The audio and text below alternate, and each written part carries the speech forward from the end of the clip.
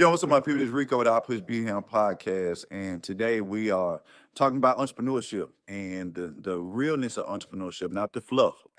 And so, let me give you a little guys a little backstory. We've been saying this in Birmingham and also all through the nation. Is small businesses are struggling, small businesses are closing their doors, and it's starting to become an epidemic. And it's something that we need to address and find solutions for. And the best way to find solutions is to get with people who have knowledge, they have experience. And here comes Kristal, K&J Elegant Pastry, man. She got a wealth of knowledge, a wealth of experience. And so I had to sit down with her and call and say, hey, what's going on out here in these streets, entrepreneur streets, and what can we do? And how can we educate these up and coming small business owners so they won't make mistakes and try to avoid mistakes? And so I try not to use the word "goat" no more. All right, but Crystal, you are a real what I would call a epic entrepreneur because you have really set a benchmark in the pastry industry and the small business industry from all the things you've been able to do with your business. I would really say you got your business out the mud. 'Cause I know your story. We've done commercials for you. You've been in the iPUSH magazine, done photo shoots. Yeah. So I'm gonna stop talking and let you kind of introduce yourself. Okay. Hi, I am Kristal Bryant. I am part owner of K&J Elegant Pastries. This is a business that my husband and I started. It's been a while ago. We started. Yeah, shout out to John. It's been. I actually started this business at home almost 20 years ago.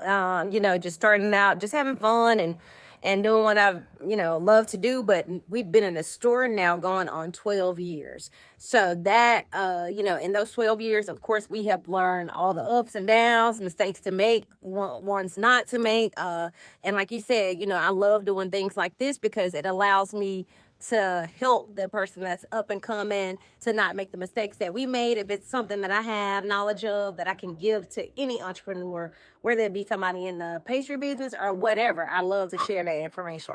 It don't have to be up and coming. You got some OGs out there. Yeah, absolutely. Yes, I agree 100%. Like I told you earlier, I have a ton of friends in this industry, and we converse all the time about the things that are taking place now in the industry. I would say, just so many changes, like products being so expensive now, which cut into your profit margin. If you have a margin of what you would like to make, those things with fluctuations of, for me, eggs are through the roof, butter is through the roof. Those things that I use a lot of that are like things that I have to purchase a lot of times, those things have been very expensive for us lately. Wow.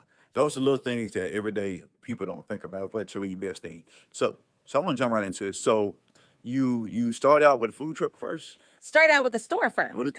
Yep, store first. So my very first store was on Kent Dairy Road in Alabaster. Very small store.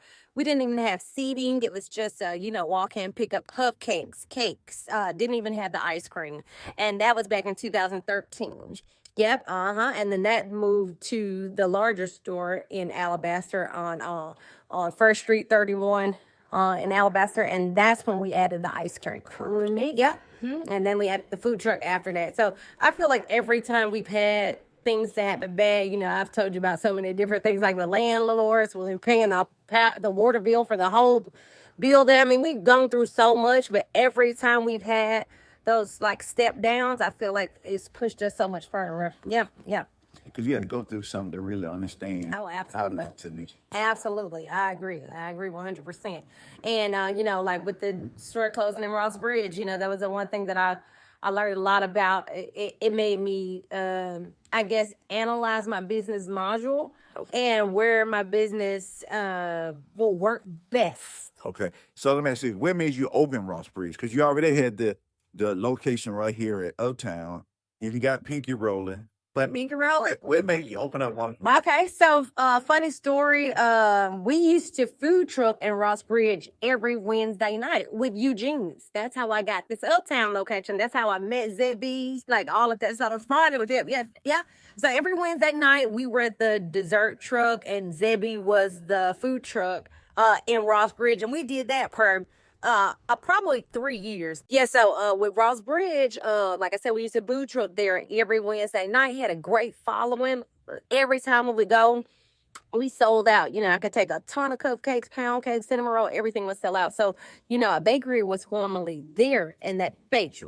And when they closed, Ava Barnes, which is my realtor for commercial real estate, she, we conversed and she was like, Kristal, I think it'll be a great move. We kind of talked about it. How would we, would it be a good move for us? And actually, even though the business closed, it wasn't too bad of an opening because it taught me one thing. I've always done a full build out with all of my stores, what I had to do from scratch, Right. And which is super expensive. You'd be $150,000 to $200,000 in very quick.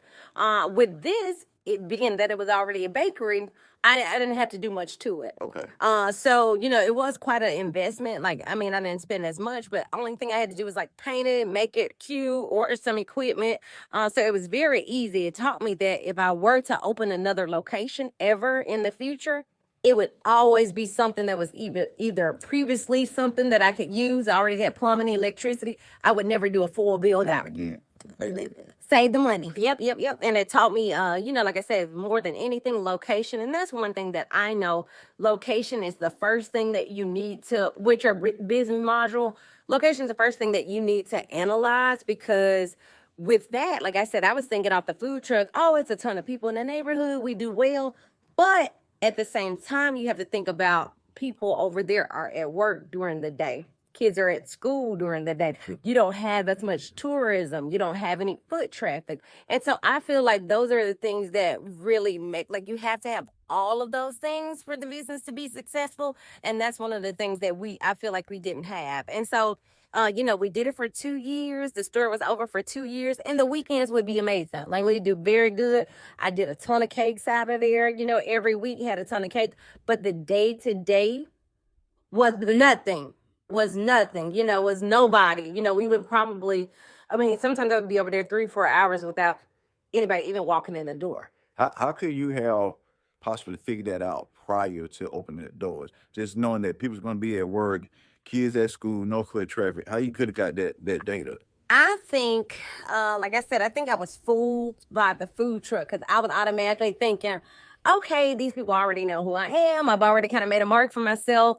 But I had to think about it. My food truck was going in the evening.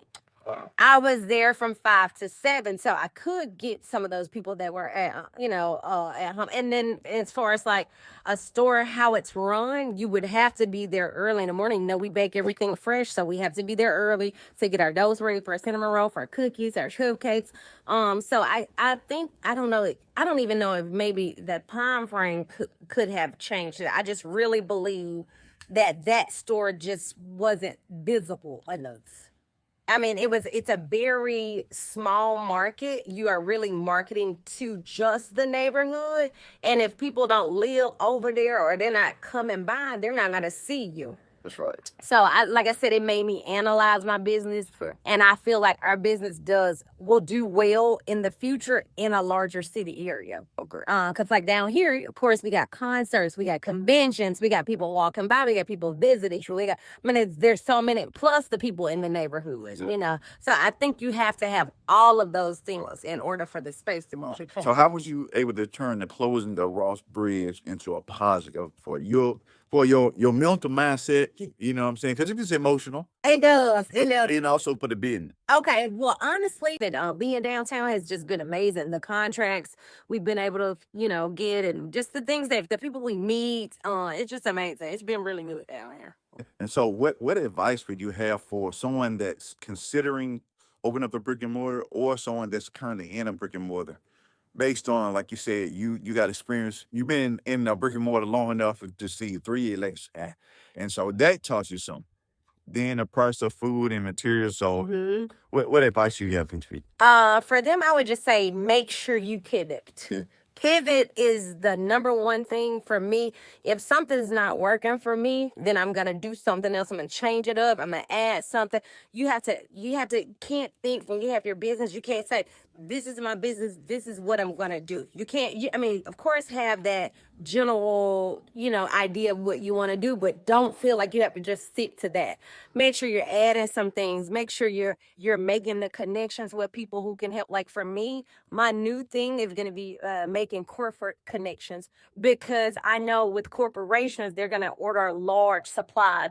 They need things all the time. It's frequent. And that's something that is guaranteed. I'm not waiting on a customer. Like Tuesday, we had an order for Blue Cross Blue Shield, 2,000 cupcakes, individually packaged. You know what I mean? And so for me, that was one of my main goals when I moved downtown, was to make the connections. Like, we're in Protective Stadium, we're in the Legacy, VJCC, we have a contract with Region. Like, you had to put yourself out the word. So you have to be, I guess, marketable, and also the paperwork. What if? Yep.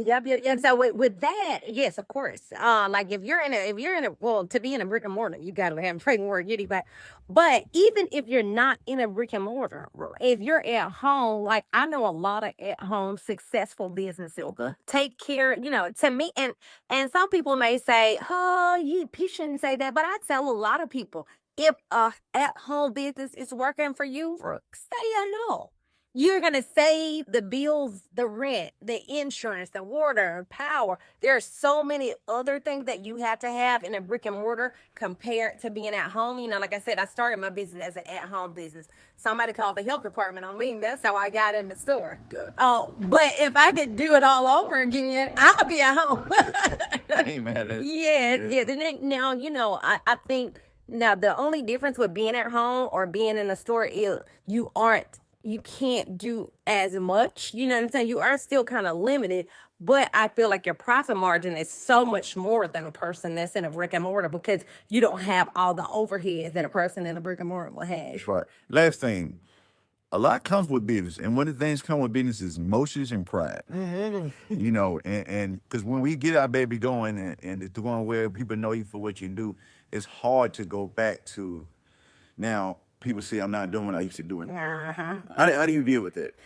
And like I said, I hear all the noise. You know what I mean? I'm one of those people that I try not to indulge in things that people say, and I try not to be very proudful, because I try to stay mobile, because I know that it could all be all good one day. I've seen it. Last year we were just busting out the seams doors wise, you know what I mean? And even though our store is still doing well, because we have all these other objectives, the things that we were used to, where people are coming in or whatever, it's not as much. And like I told you, election year, things that the economy is just so bad, and we are extra.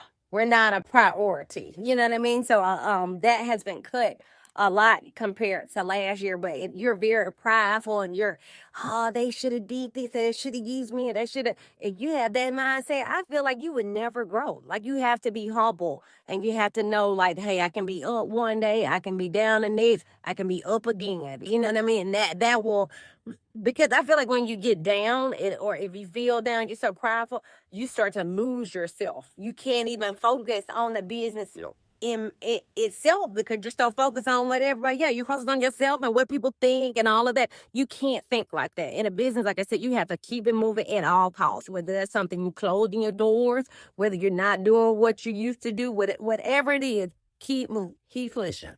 True. How can people find you?